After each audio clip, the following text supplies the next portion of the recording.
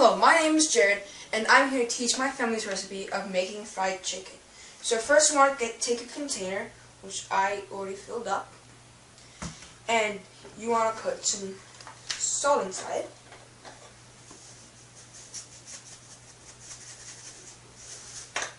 Good.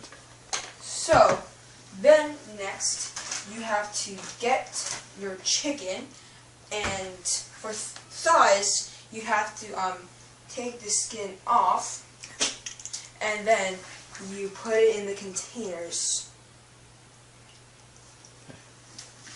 But for the legs, you don't have to take the skin off. You just gotta rinse them off. Put them in. So for how many chicken you want, you can just continue this process until you have the right amount that you want.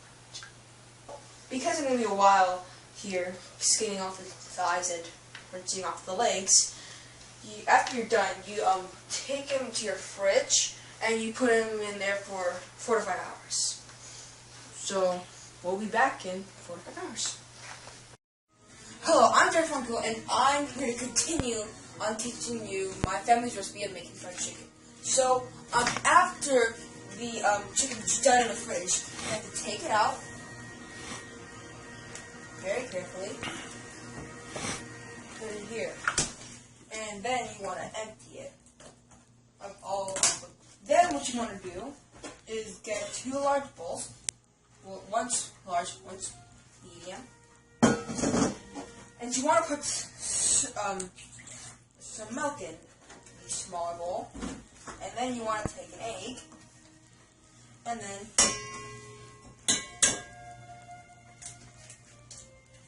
put the egg in.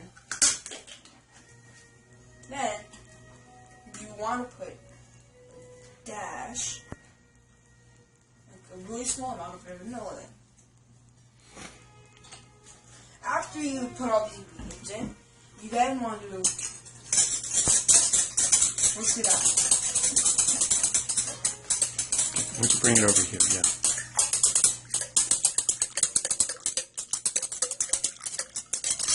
I'm not done yet. It's going to take me a bit of a while. So, you should talk about it when it's done, when it's a bit of a tan color. That's good enough. Then what you want to do is have flour, and it matters the amount of quantity of chicken that you have, but since we have over 10 pieces, we want to use 1 cup of flour.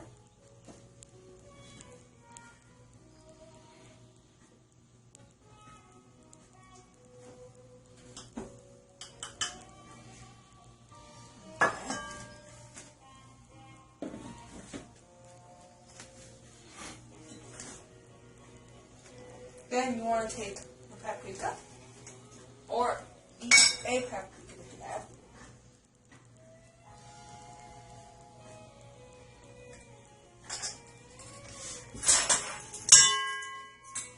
And then measure about a tablespoon.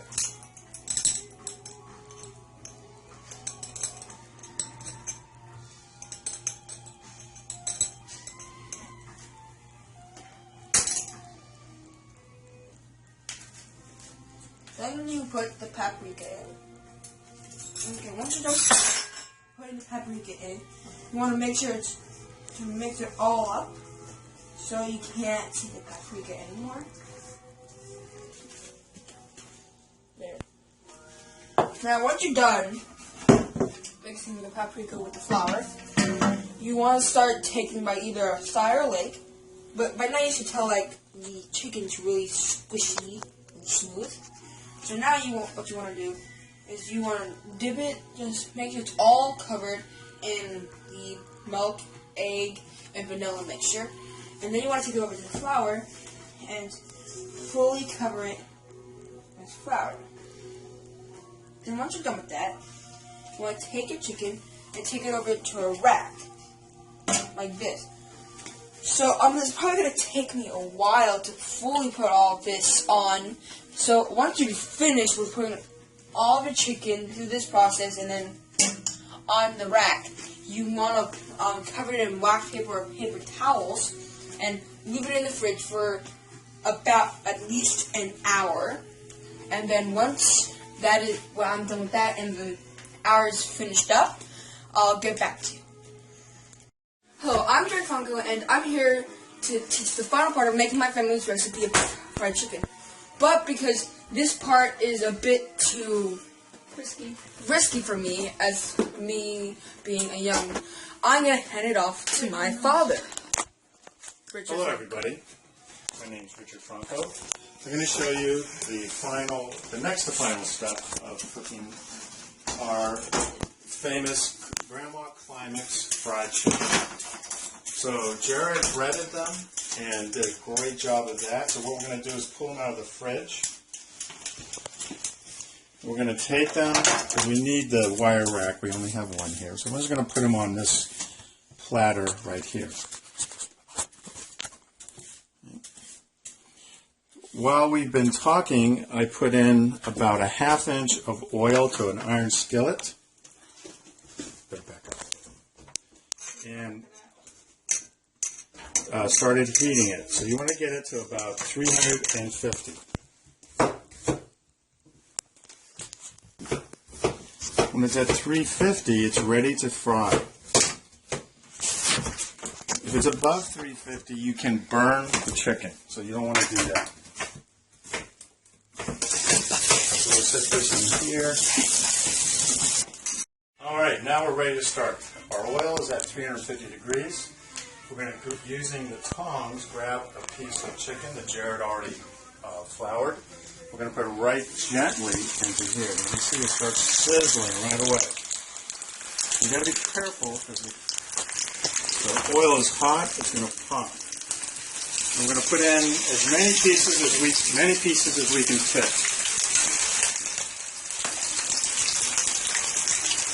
Start our timer.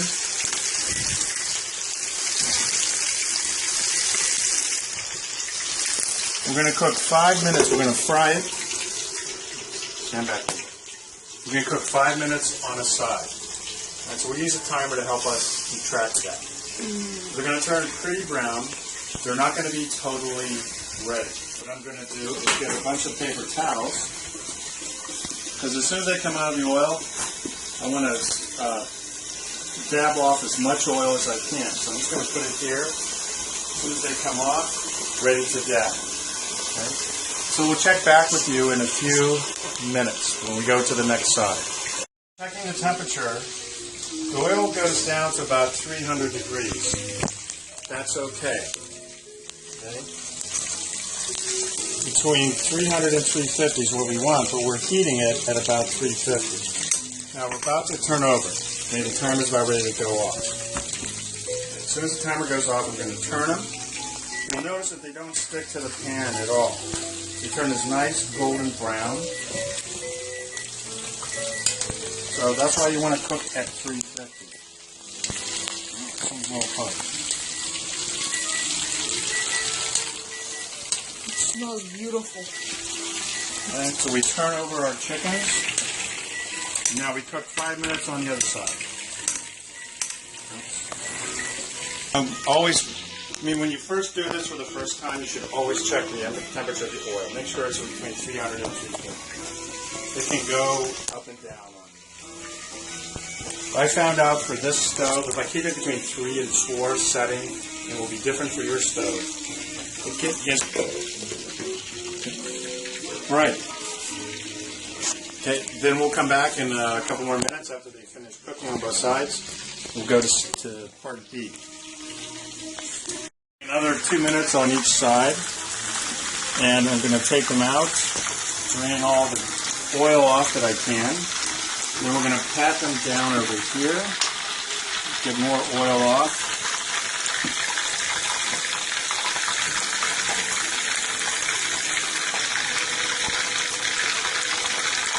And fry our next set of chicken.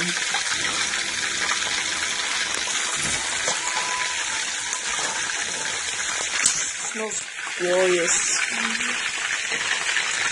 Good. Now you step back a little bit. All right, so then the next step, once this is done draining oil, you can see in here, I'm going to start heating the oven. I put a tray down with a rack on it. So then we're going to take the chicken here, put it on the rack. We're going to bake it at 375 for 45 minutes or until, and this is the best way to do it, you check with this thermometer here, this meat thermometer. You want it to be about 180 for thighs and legs. Okay, so I'm going to go fry the next set. I'm going to fry the next set, and while that's going, we'll bake. And then we'll be done and ready to eat. Okay. All right. Now we finished frying them. We let them sop on the paper towels. Now we've been baking half of them for about 35 minutes at 380. And we want to check and see if they're done. So we put in our thermometer. The thermometer should go up to about 180. Takes time. It goes up pretty quick to 140, 150. But eventually it'll get up close to 180. That means they're done. So we keep looking at that. You're going to have to edit part of this out because this is really good. Okay, so eventually, that's at 180.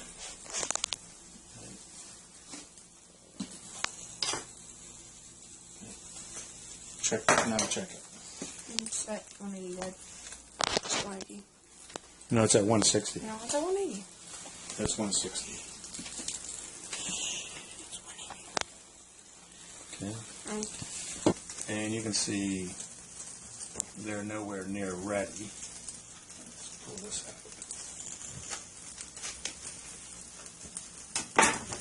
So these thighs aren't ready to go yet. They're going to only be about 170 or so. So we're going to let them cook a little bit longer, but these are ready to come out. So let's pull them out. And to do that, we need our tongs, our serving platter,